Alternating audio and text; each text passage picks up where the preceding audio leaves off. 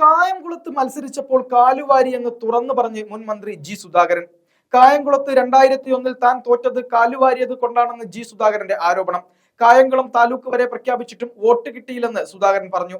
കാലുവാരൽ കലയായി കൊണ്ടു നടക്കുന്നവർ കായംകുളത്തുണ്ടെന്നും അദ്ദേഹം ആരോപിച്ചിട്ടുണ്ട്.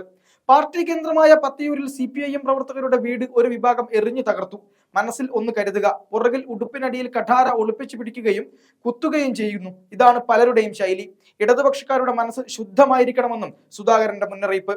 സോഷ്യലിസ്റ്റ് നേതാവ് PA ഹാരിസ് അനുസ്മരണ പ്രസംഗത്തിലായിരുന്നു CPIM-നെ വെട്ടിലാക്കുന്ന സുധാകരന്റെ തുറന്നു പറച്ചിൽ.